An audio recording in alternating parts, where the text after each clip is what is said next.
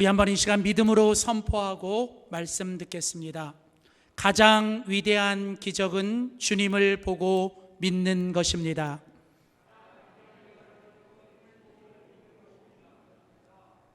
살아온 것도, 살아있음도, 살아간 모든 것도 우리에게는 기적입니다. 당연한 거 하나 없고 우연인 거 하나 없습니다. 모든 것은 주님이 우리에게 베푸신 은혜요, 또 우리에게 행하신 주님의 기적입니다. 어떤 상황에서, 어떤 환경에서, 어떤 결과 앞에서도 우리가 주님을 보고 주님을 믿을 수 있다면 이미 우리는 가장 위대한 기적 속에 살아가는 사람인 줄 믿습니다.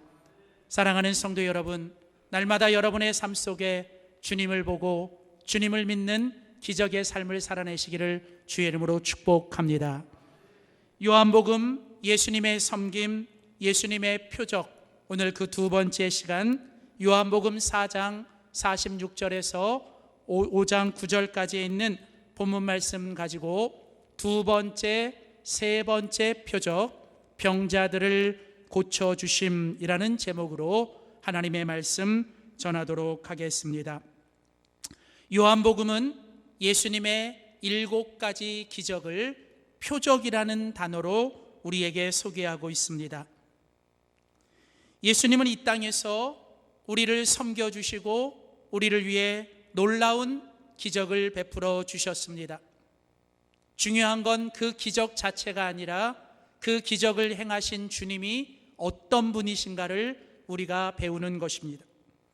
우리는 지난주 요한복음 2장을 통해서 갈릴리 가나에서 물이 변하여 포도주가 되게 하신 그 주님의 첫 번째 기적을 통해서 변화시켜 주시는 주님에 대하여 함께 말씀을 나눴습니다. 가장 첫 번째 기적은 우리 자신이 변화되는 것입니다. 예수 믿고 예수님을 믿고 있다면 우리는 지금도 변화되어야 합니다. 내가 변화되면 모든 것은 변화되기 시작할 겁니다. 그래서 예배를 드리고 주님을 믿는 우리 모두는 매일매일 주님 안에서 우리 자신이 변화되는 기적을 맛봐야 합니다. 오늘 우리가 같이 읽은 요한복음 4장과 5장에는 이제 예수님의 7가지 표적 중에 두 번째, 세 번째 표적이 소개되고 있습니다. 먼저 요한복음 4장 46절에서 54절까지는 예수님이 두 번째 행하신 표적에 관한 이야기입니다. 두 번째 표적이 일어났던 장소는 첫 번째 표적이 일어났던 장소와 똑같이 갈릴리 가나였습니다. 두 번째 표적은 당시 왕의 신하였던 한 사람에게 아들이 있었는데 이 아들이 그만 병이 들어 죽게 되었을 때 예수님께서 이 왕의 신하의 아들을 살려주시는 이야기입니다. 이어지는 요한복음 5장 1절부터 9절까지는 이제 예수님의 세 번째 표적이 소개되는데 그 장소는 예루살렘입니다. 그 예루살렘의 베데스다라는 연못에 수많은 병자들이 있었는데 그 중에 38년 된 병자를 예수님이 일어나게 하시고 낫게 하시는 사건이 소개됩니다. 오늘 이 두 번째, 세 번째 표적을 통해서 오늘 주님이 우리에게 말씀하시는 것은 바로 우리가 믿는 주님은 우리를 고치시고 우리를 살리시는 주님이시라는 겁니다. 오늘 우리가 같이 읽은 요한복음 4장 50절, 51절, 53절에 보시면 이 짧은 이야기 속에 예수님이 같은 말씀을 3번 반복하여 말씀하십니다. 50절 말씀해 보시면 예수께서 이르시되 가라 내 아들이 살아있다 하시니 51절 아이가 살아있다 하거늘 53절 예수께서 내 아들이 살아있다 말씀하시고. 여러분, 오늘 이 짧은 구절 속에 왜 요한복음을 기록한 요한은 이 똑같은 말씀을 반복하는 것일까요? 예수님께서 죽어가던 아들을 살려냈고 그 아들을 향해서 내 아들이 살아났다, 내 아들이 살아있다라고 오늘 주님은 선포하시는 것일까요?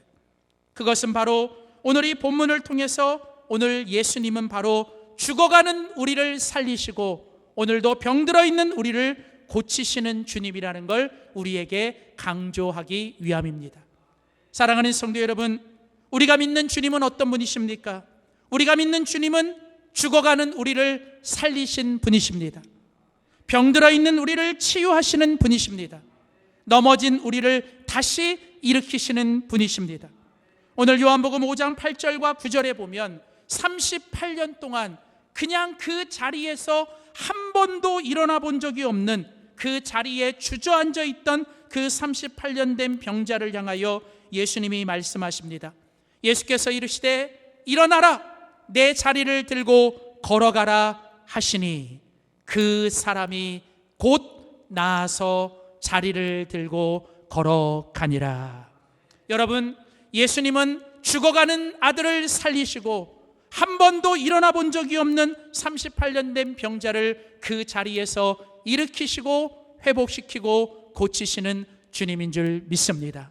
사랑하는 성도 여러분, 오늘 저는 이 주님이 그 옛날 그 왕의 신하의 아들만 살리시고 그 38년 된 병자만 오늘 일으키신 주님이 아니라 오늘 지금도 우리와 함께 하시며 오늘도 우리를 고치시고 오늘도 우리를 살리시고 오늘도 우리를 다시 일으키시는 주님인 줄 믿습니다.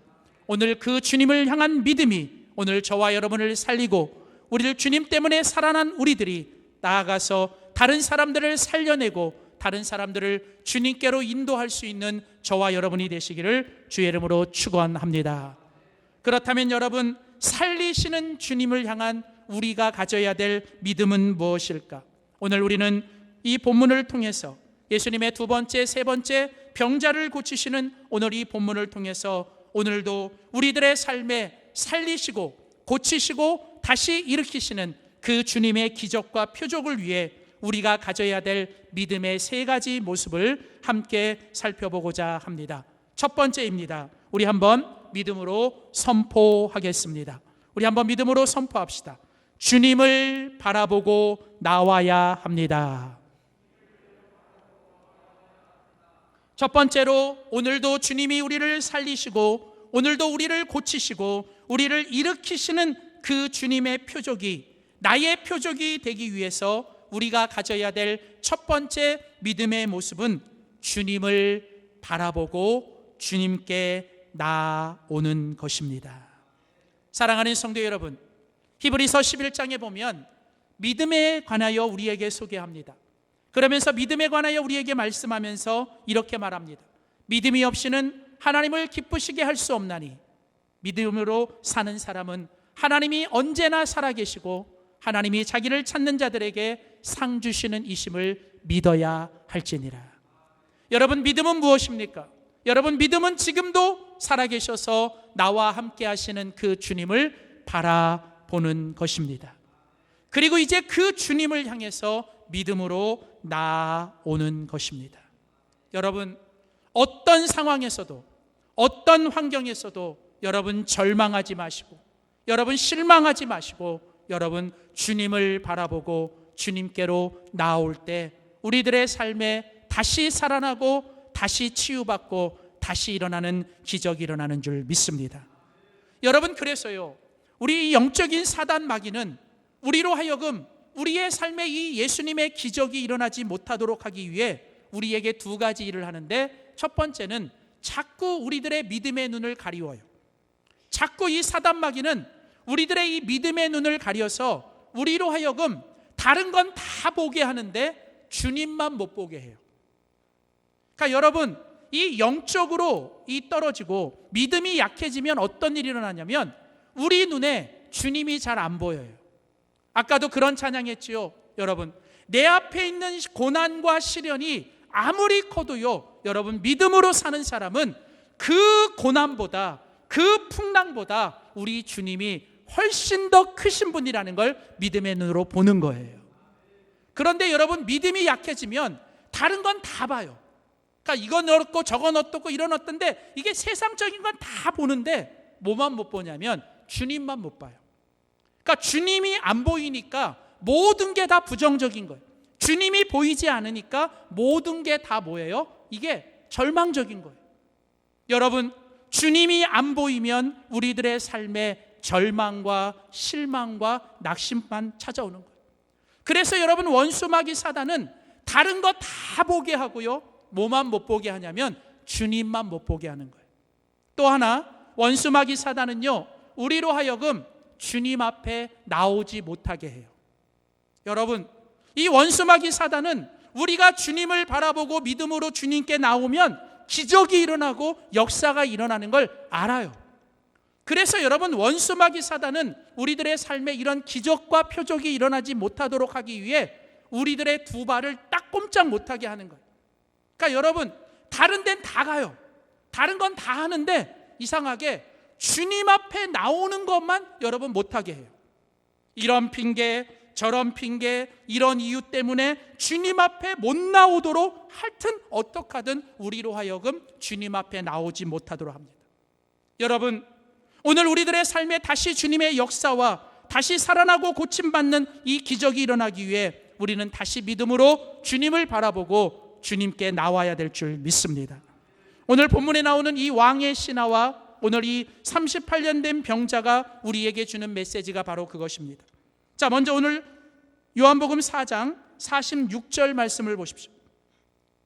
요한복음 4장 46절에 보면 예수께서 다시 갈릴리 가나에 이르시니 전에 물로 포도주를 만드신 곳이라. 자, 왕의 신하가 있어 그의 아들이 가버나움에서 병이 들었습니다. 자, 여러분, 오늘 예수님은 어디 계세요? 가나에 계세요. 근데 지금 왕의 신하가 아들이 병이 든 곳은 어디입니까? 가버나움. 여러분, 이게 성경이 우리 안에 확 닿아오지 않는 건 이게 여러분 의미가 여러분, 예를 들면 지금 예수님이 서울에 계시고 이제 지금 왕의 신하의 집은 뭐 대전에 있다 이러면 우리는 딱 거리감이 오잖아요. 안 오세요? 네. 근데 여러분, 이 성경을 읽긴 하는데 뭐 예수님이 가나에 계시고 왕의 신하의 아들이 가버나움에 있다, 이게 여러분 우리한테 감이 오지 않는 게 이게 도대체 어느 정도 거리인지 모르기 때문에. 여러분, 가나와 가버나움의 거리는 약 34km 정도 됩니다. 여러분, 34km, 오늘날 차가 있으면 뭐 금방 갈 수 있는 거리지만 그 당시에는 하루를 꼬박 가야 되는 거리입니다. 결코 가까운 거리가 아닙니다. 자, 그런데 오늘 이 본문 속에서 오늘 이 왕의 신하가 자기에게 아들이 있었는데 그 아들이 그만 병이 들었어요. 47절에 가보면, 끝에 가보시면 그 아들이 이제 병이 들어 거의 죽게 되었다라는 거예요. 죽게 되었다. 자, 여러분, 오늘 지금 이 본문에 나오는 이 주인공 왕의 신하, 당시는 로마가 지배를 하던 곳이고 로마는 자기 그 로마 황제를 대신하여 그 지역을 다스릴 왕을 세웁니다. 그 왕을 성경은 분봉왕이라 그래요.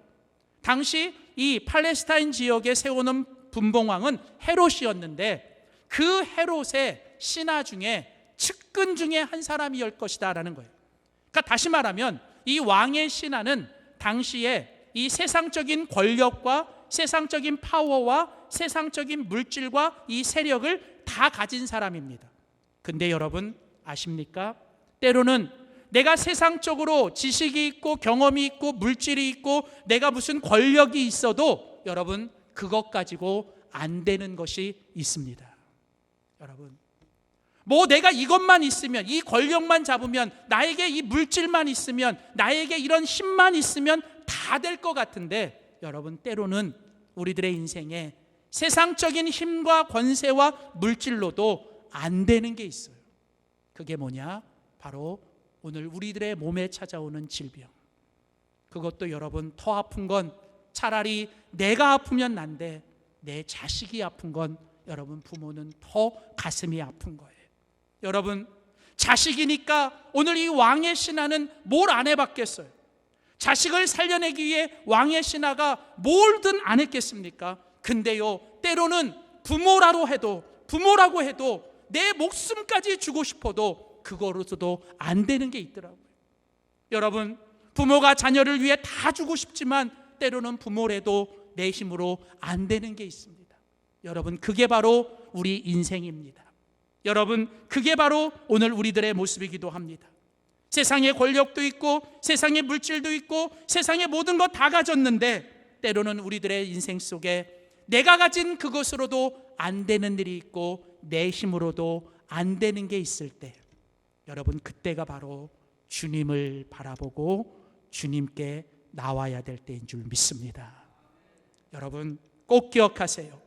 우리들의 인생 속에 내 힘으로 안 될 때, 내가 아무것도 할 수 없을 때, 여러분, 그때가 바로 하나님이 우리들의 삶에 역사하실 때입니다.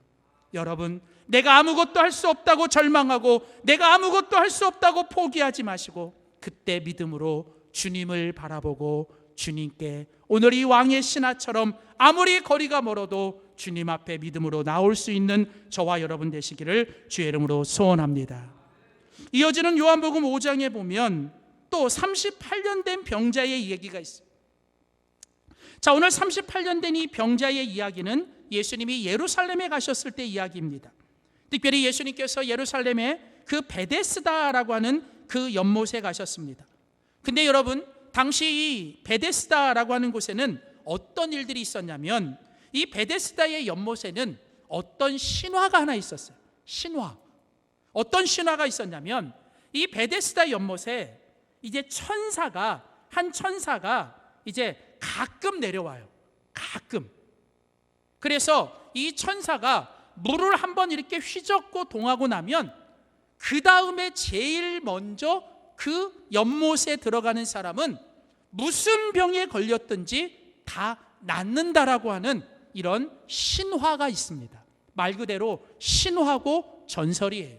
여러분, 때로는 인생을 살다 보면 말도 안 되는 소리고, 때로는 인생을 살다 보면 이성적으로 안 되는, 말도 안 되는 얘기인데, 정작 내 삶에 고난이 오고 문제가 오고 내 삶에 정작 여러분 정말 내 힘으로 할 수 없는 일이 생길 땐 사람은 여러분 그거라도 붙잡고 싶은 거예요. 여러분, 그게 나쁜 게 아니라 그거라도 붙잡고 싶은 게 우리 인간의 본성이라는 거죠. 여러분, 그러니까 오늘 보면 요한복음 5장 3절에 보면 그 베데스다 연못가에 수많은 병자들이 모여 있습니다. 앞을 보지 못하는 맹인도 있었고 다리가 저는 사람도 있었고 혈기가 마르는 사람들, 온갖 병든 사람들이 그 베데스다 연못가에 와서 천사가 나를 도와주기를, 아니 정말 이 신화를 내가 믿고 나도 나을 것이라고 하는 그 헛된 신화를 붙잡고 자기가 병을 고쳐보겠다고 하는 이런 일들이 있어요. 여러분, 그런데 그 수많은 병자들 중에 아마도 가장 오래된 병자, 그리고 가장 심각한 병자가 오늘 본문에 소개되는 38년 된 병자였을 겁니다. 이 사람은 한 번도 몸을 움직여 본 적이 없어요. 이 사람은 몸을 전혀 움직일 수 없는, 몸이 완전히 마비된 사람입니다. 제가 예전에 미국에서 목회를 할 때 저희 성도님 중에 한 분이 아주 정말 잘 나가던 2세였어요. 사업을 잘하고 이렇게 하셨던 분인데 그만 이분이 이제 출퇴근을 하러 가다가 차가 이 절벽으로 굴렀어요. 그래서 여러분, 하루아침에 이제 이 머리 밑으로 완전히 다 마비가 되는 일이 일어나게 됐습니다. 그래서 이제 그 집사님 가정과 교회가 7년 동안 정말 함께 같이 마지막까지 천국에 보내드릴 때까지 함께 그렇게 했던 일이 있는데, 여러분, 그 7년의 시간이 정말 길더라고요. 여러분, 그런데 38년 동안 여러분 이렇게, 여러분 아마 모든 가족들 다 떠났을 거고 주변에 있는 사람들 다 떠났을 거예요.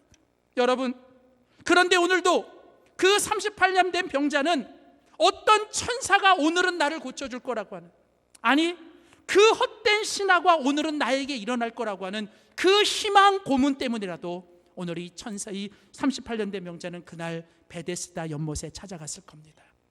그런데 여러분, 오늘 성경은 우리에게 뭐라고 말합니까? 오늘 이 38년 된 병자를 고친 것은 베데스다의 물이 아니에요.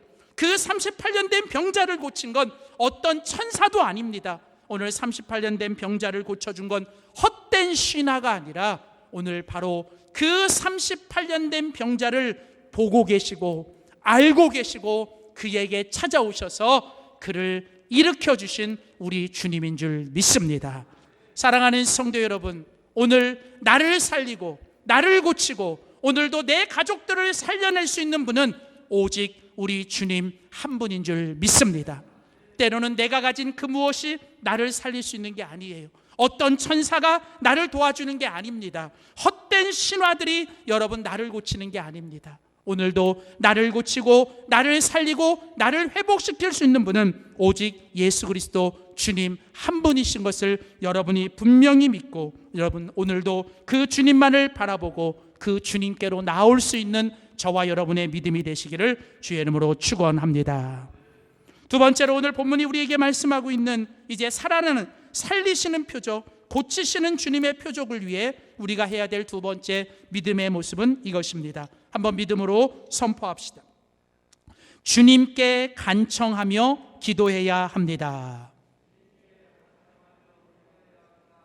살리시고 고치시는 주님의 표적은 주님께 기도하고 간청하는 믿음의 사람들에게 일어납니다.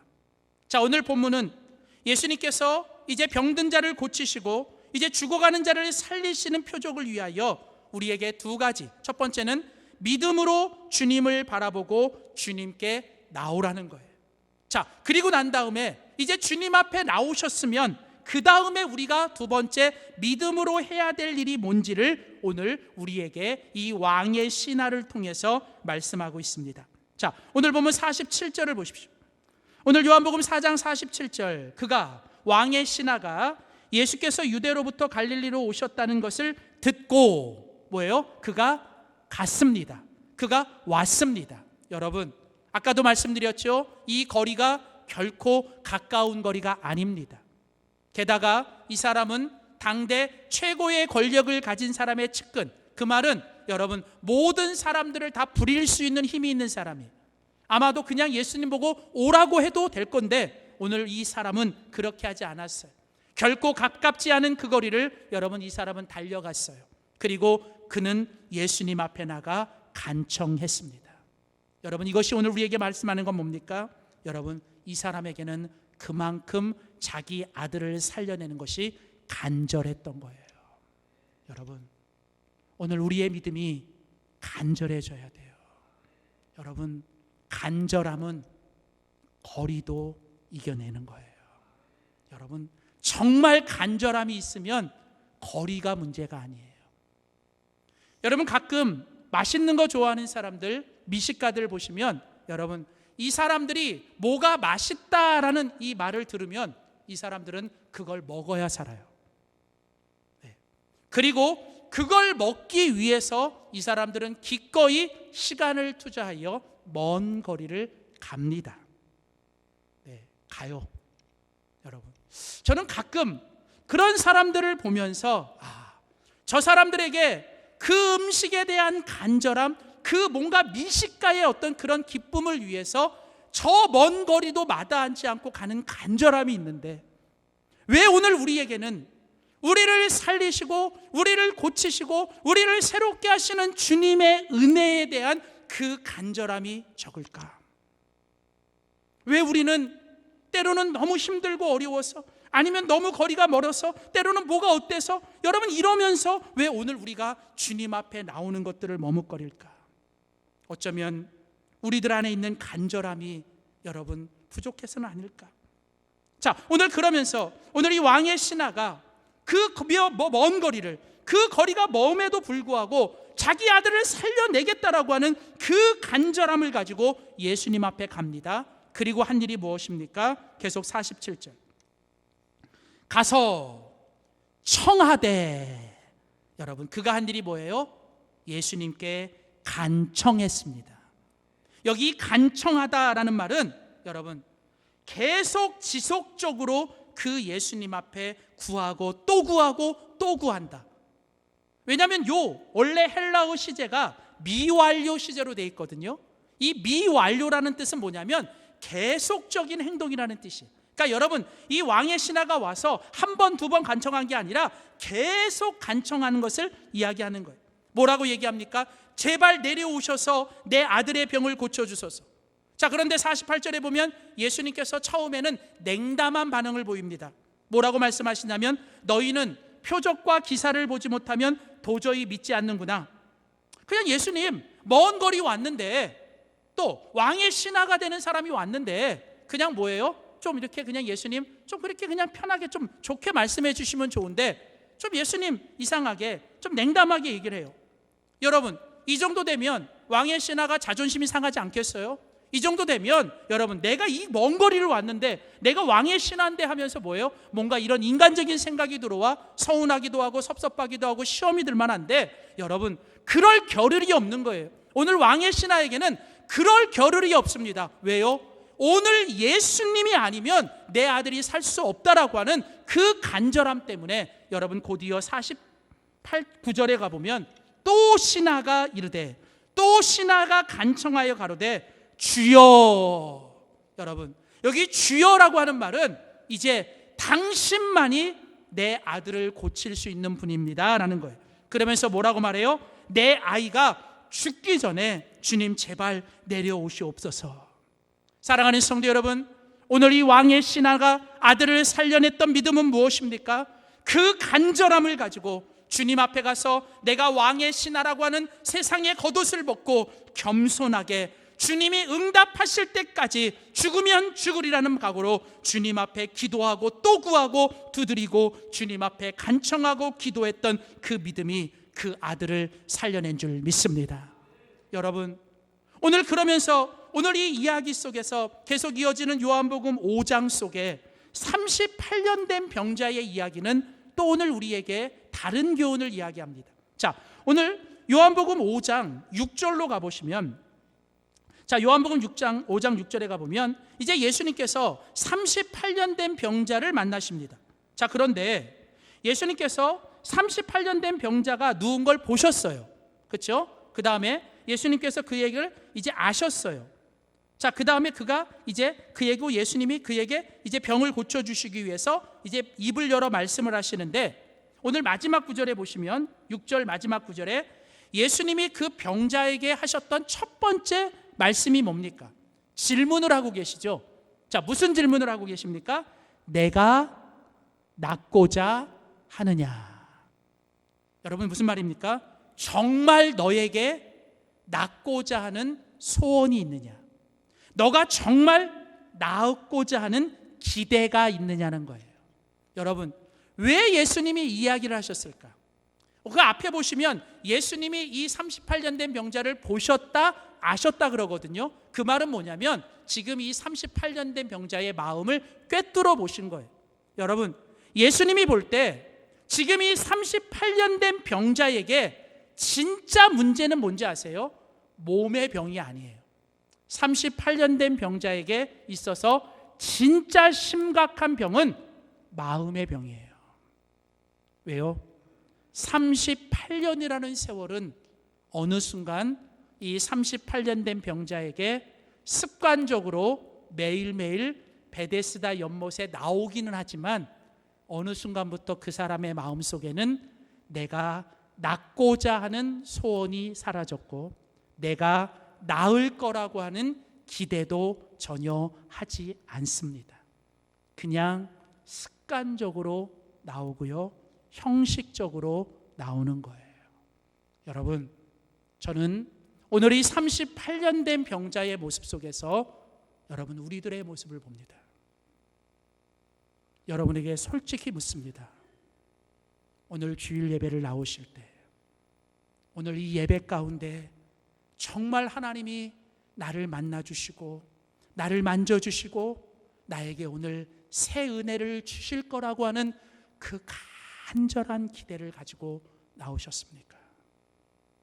여러분, 주님 앞에 때로는 기도하지만 정말 여러분 어린아이처럼 내가 기도하면 주님이 반드시 들어주실 거라고 하는 그 어린아이 같은 순수한 믿음이 있으십니까? 아니면 오늘 이 38년 된 병자처럼 어느 순간부터 우리의 기도도, 우리의 예배도, 우리의 헌신도 그냥 기대도 없이 기쁨도 없이 형식적으로 습관적으로 하고 있지는 않으십니까? 여러분, 주님은 말씀하셨어요. 하나님께서 우리 속에 역사하실 때 우리 안에 소원을 두시고 행하신다는 거예요. 이 말은 우리가 소원이 없으면, 믿음으로 기대가 없으면 주님도 아무 일도 안 하신다는 거예요. 그래서 여러분, 오늘 예수님이 이 38년 된 병자를 일으키시기 위해 가장 먼저 하신 일은 그 사람 안에 잃어버렸던 기대와 소원을 다시 갖게 하는 것입니다. 여러분, 왜 이 38년 된 병자가 기도하지 않았을까요? 기대가 없으니까. 내 삶에 기대도 없고 내 삶에 소원도 없으니까 어느 순간부터 기도가 사라지는 거예요. 여러분, 기도가 사라진 사람은요, 결국 그 입에서 뭐만 나오는지 아세요? 오늘 다시 5장 6절 7절 보세요. 자, 오늘 요한복음 5장 6절 끝에 내가 낫고자 하느냐. 자, 그러면 7절에 병자가 대답을 해야 돼요. 자, 그렇다면 일반 상식으로 예수님이 낫고자 하느냐 물어봤으면 병자가 할 수 있는 대답은 딱 두 개죠. 뭐라고요? 예, 아니면 아니요. 그렇잖아요. 여러분, 그러니까 여러분 간단한 거예요. 그냥 병자는 간단하게 뭐예요? 예, 주님 낫고 싶습니다. 아니면 주님 안 됩니다. 뭐 이렇게 말하든. 근데 여러분, 오늘 병자는 좀 이상해요. 그러니까 이게 여러분 마음의 병이 든 사람의 특징이에요. 자, 오늘 7절에 가보면 병자가 대답하되 주여, 물이 움직일 때마다 나를 못에 넣어주는 사람이 없어서 내가 가는 동안 다른 놈들이 가서 먼저 내려갑니다. 여러분, 오늘 마음이 뒤틀리고 마음이 상처받은 사람들의 입에서 나오는 소리는 이거예요.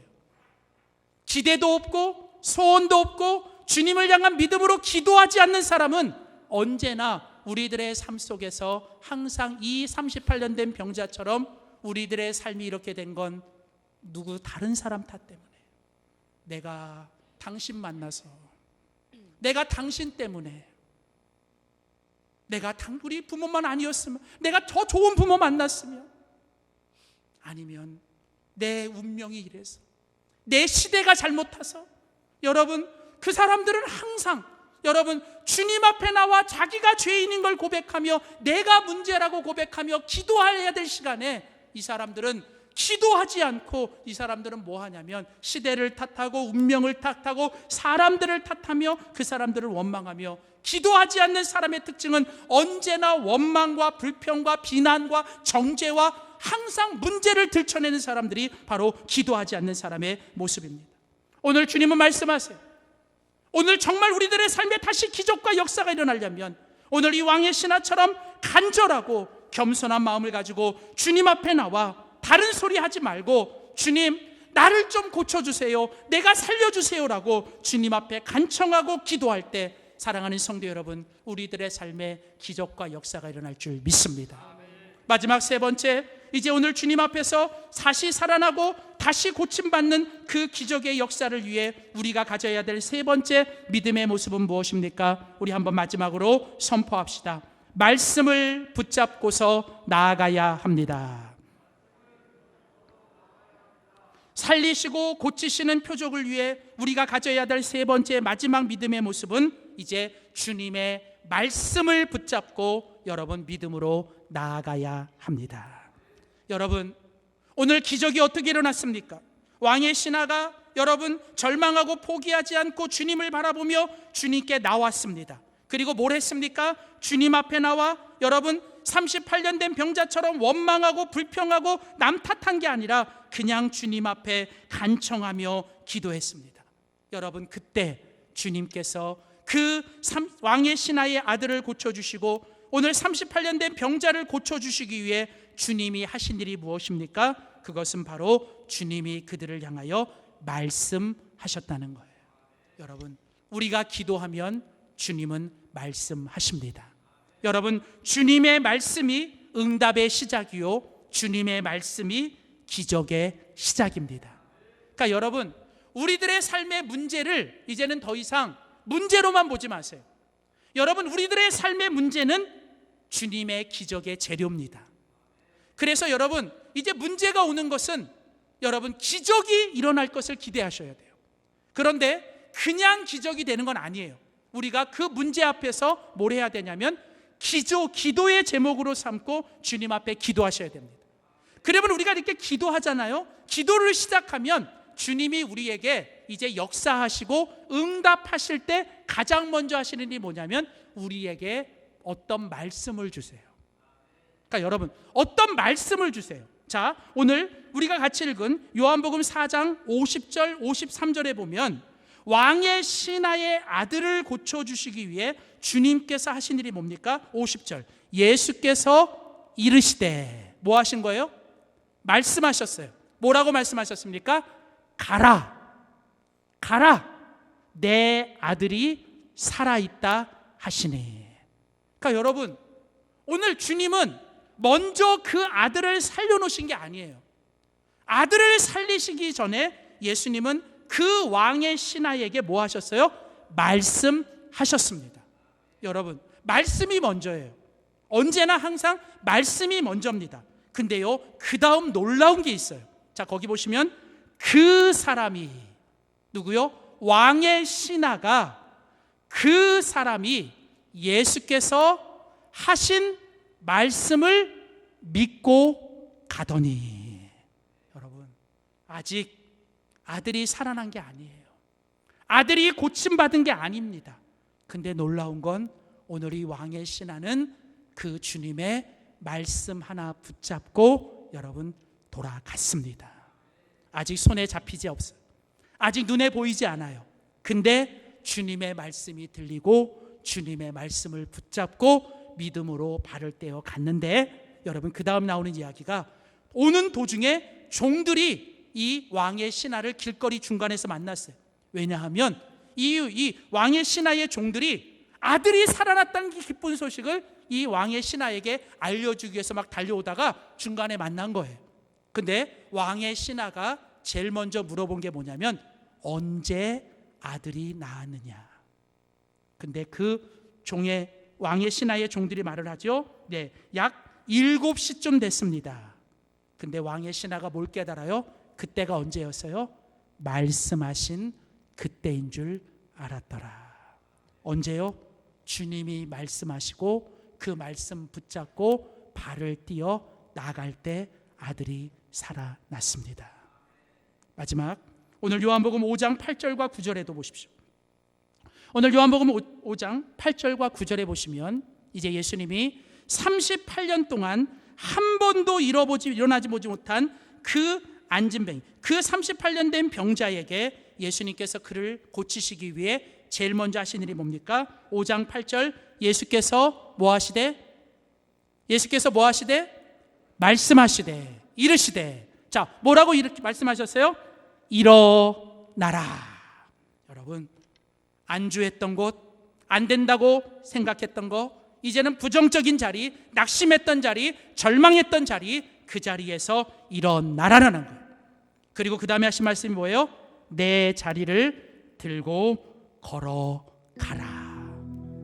여러분, 오늘 주님은 오늘 이 38년 된 병자 한 번도 일어나 본 적이 없어요. 그런데 오늘 그 사람에게 주님의 말씀이 들어가니까 여러분, 그 사람이 일어나기 시작하는 거예요. 그리고 그 사람이 그동안 붙잡고 있었던 그 자리를 이제 내팽개치고 여러분 믿음으로 다리를 향해 나아가는 것입니다.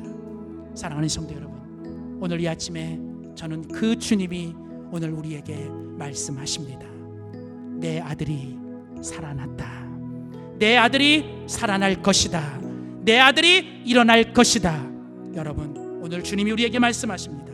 일어나라, 걸어가라. 사랑하는 성도 여러분, 주님을 바라보시고 주님을 향해 나아오십시오. 그리고 주님께 기도하며 간청하십시오. 그리고 오늘 주님 주신 그 말씀 하나 붙잡고 힘들고 어렵지만 다시 우리들의 삶의 자리를 향해 믿음으로 발걸음을 뗄 때 여러분, 오늘 그 자리에서 주님이 우리에게 놀라운 기적을 일으켜 주실 줄 믿습니다. 기도하겠습니다. 지금도 살아계셔서 우리와 함께 하시며 우리의 삶에 다시 살아나게 하시고 다시 일어나게 하시고 우리의 모든 것을 고쳐주시는 주님, 오늘 그 주님이 바로 나의 주님이심을 믿습니다. 주님, 이 시간 우리의 믿음의 눈을 들어 그 주님을 바라보게 하시고 오늘 믿음의 그 발을 내딛어 주님 앞에 나오게 하여 주시옵소서. 주님, 우리가 믿음의 입을 열어 이제 원망과 불평을 그치고 이제 주님 앞에 간청하며 기도하게 하여 주시되, 이제 주님 나에게 오늘 주시는 말씀이 임하게 하여 주시고 그 말씀을 붙잡고 이제 주님 다시 일어나 주님 앞에 힘차게 나아가게 하여 주시옵소서. 주님, 이 시간 우리가 이 자리를 떠나기 전에 주님 십자가를 바라볼 때 우리 마음의 상처가 치유되게 하시고 몸의 질병이 고침받게 하여 주시고 주님 절망과 근심과 걱정이 떠나가게 하여 주시옵소서. 감사드리며 예수님의 이름으로 기도하였습니다. 아멘.